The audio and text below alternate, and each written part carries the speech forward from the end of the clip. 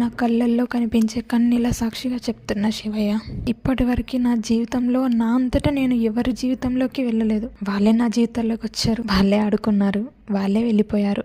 కానీ నేను అలా ఎవరిని ఆడుకోవాలని కానీ వాడుకోవాలని కానీ ఎప్పుడూ అనుకోలేదు. ఇప్పటి వరకు ఎవరి వెంట పడలేదు, ఎవరి మధ్యలోకి వెళ్ళలేదు, ఎవరు విడిపోవాలని కోరుకోలేదు, ఎవరిని విడదీయలేదు. అది నీకు కూడా తెలుసు.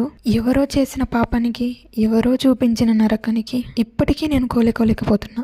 మానసికంగా, శారీరకంగా, హెల్త్ పరంగా ఏదో బ్రతుకుతున్నా. కంటికి కనిపించేదంత నిజం కాదు అనేలాగా బ్రతుకుతున్నా. నా బాధ ఎవరికి కనిపించకూడదు అనుకుని బ్రతుకుతున్నా.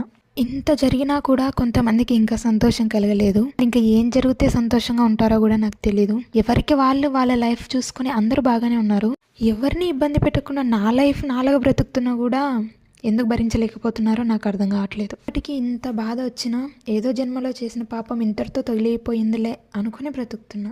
పోనీలే, నాకు ఇలా అవ్వడం వల్ల ఇంతమంది సంతోషంగా ఉన్నారా అని ఇప్పుడు అర్థమవుతుంది నాకు. నిజమే, నాకు పాములాగా పగపట్టడం వచ్చు, కానీ వాళ్ళలాగా కాటేయడం రాదు. అది వాళ్ళకి తెలియడం లేదు. చూపించిన ప్రేమని, చేసిన మంచిని అంతా మర్చిపోయి అయినా మోసం చేస్తే నేను ఇంకా మౌనంగా ఉండడం తప్ప ఏం చేయగలను?